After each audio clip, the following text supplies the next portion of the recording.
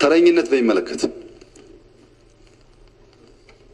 ተረኝነት የሚባለው ሐሳብ አለ ወይ እህቴ ላለችው እና ተረኝነት በሚመለከት ይሄ ፖለቲካ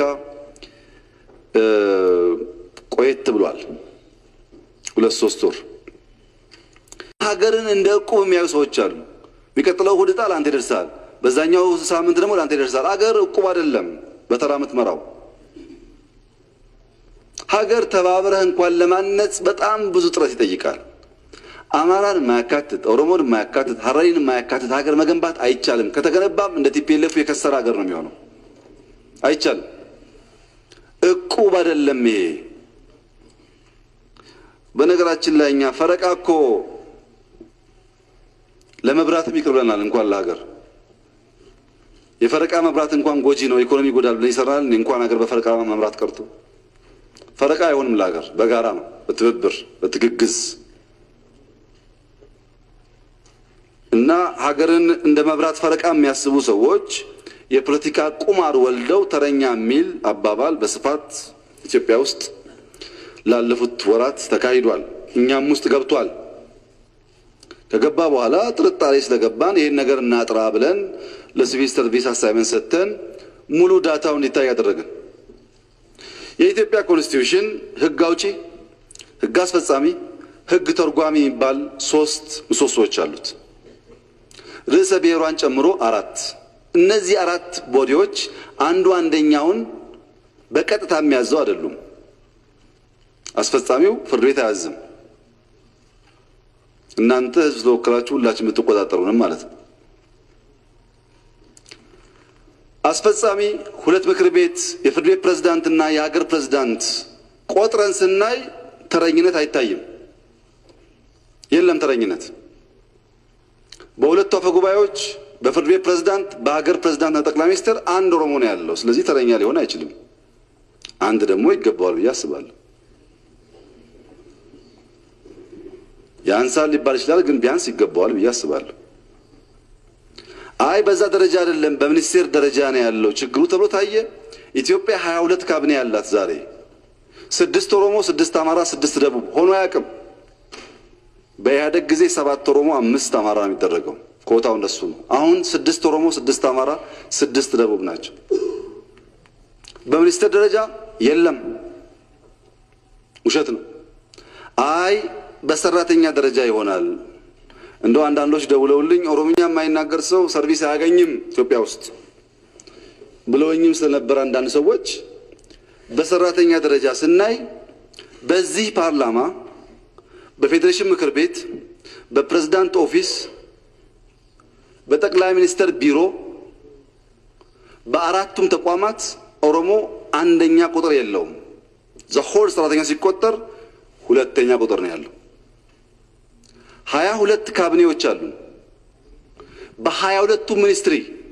ግብርናን ጨምሮ በጣም ብዙ ግብርና ውስጥ ኦሮሞ ይበዛ ስለሚባል ግብርናን ጨምሮ በ22ቱ ሚኒስትሪ ኦሮሞ ሁለተኛ እንጂ አንድም ቦታ አንደኛ ቁጥር የለውም አንድም ቦታ ይሄ ተጣራ ፋክት ነው ሄዳችሁ ሲቪል ሰርቪስ ከሰዓት ማየት ትችላላችሁ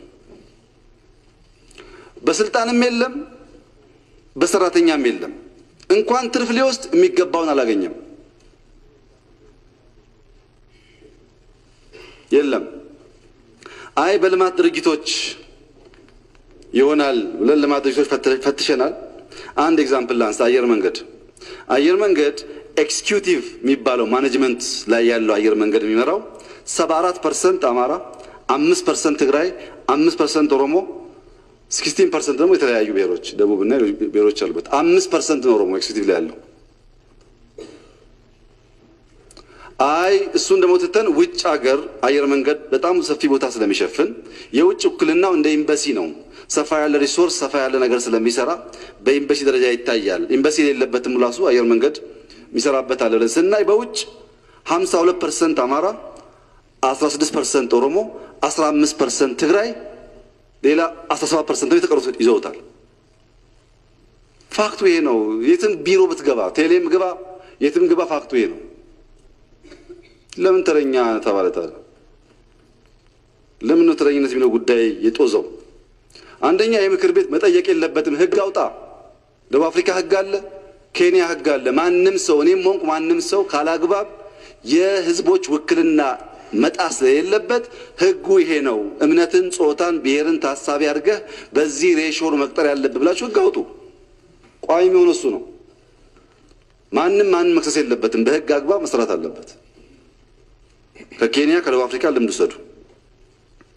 ሁለተኛው ችግር ትግራይና ኦሮሞን እኩል አድርጎ ማየት አለ። እኛ ድሮ ትግራይ ላይ ቁጥር በዛ ያልነው 6% መሆን ሲገባችሁ 7፣ 8፣ 10 ሆናችሁ ብለን ነው። እና አሁን ኦሮሞንም 6% አድርጎ የሚያስብ አለ። እንደዛ አይደለም። ኦሮሞ 35+/- ነው።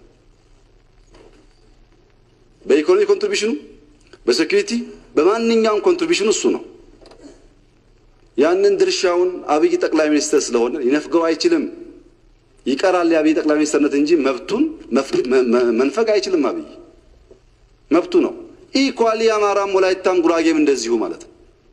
ለምን እቁብ ስላልሆነ። አሁን ማሸማቀቂያ ነው እንግዲህ ተረኛ ምናምን ብሎ አሸማቆ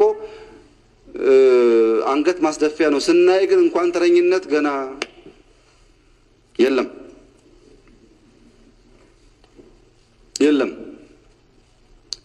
የኦሮሞ አርሶ አደር ለዚህ ኤክስፖርት ኮንትሪቢዩት የሚያደርገውን ሩብ አያገኝም በሃርድ ከረንሲ። ትክክል አይደለም። ይሄ አናድግም በዚህ መንገድ። ሌላ የተነሳው አዲስ አበባ ላይ መዝሙር ተዘመረ ኦሮምኛ እና ተረኝነት ነው የሚልም ተረት ነበር። ኦሮሞን የሚጠሉ ግን ኢትዮጵያ ውስጥ መኖር የሚያስቡ ኢትዮጵያን የሚያስቡ ሰዎች ኦሮምኛ ተዘመረ አሉ። የግሪክ ትምህርት ቤት አለ አዲስ አበባ ውስጥ፣ ሊሴ አለ፣ ፈረንሳይ ትምህርት ቤት፣ ጣሊያን ትምህርት ቤት አለ፣ ጀርመን አለ፣ ማሪፍ አለ፣ የቱርክ ኢንተርናሽናል ኮሚኒቲ ስኩል አለ። ይሄ ሁሉ በቋንቋ ነው የሚዘምረው። ሊሴ ሲዘምር ያላመመው ኦሮምኛ ሲዘምር የሚያመው ኢትዮጵያዊ ምን ኢትዮጵያ ይባላል? አሁን ኢትዮጵያዊ ነው። ትክክል አይደለም። ከየት መጣ ያላችሁ እንደሆነ ገና ለውጥ ሳይመጣ ኦሮምኛ አዲስ አበባ ውስጥ ኦሮሞ ልጆች መማር አልቻሉም ተብሎ 4፣ 5 ትምህርት ቤት አካባቢ ኦሮሚያ መንግስት ፋይናንስ አድርጎ ተሰርቶ ኦሮምኛ ቋንቋ የሚማሩ በሺዎች የሚቆጠሩ ልጆች አሉ የሚማሩበት። ልክ እንደ ማሪፍ መዘመር ተረኝነት ነው።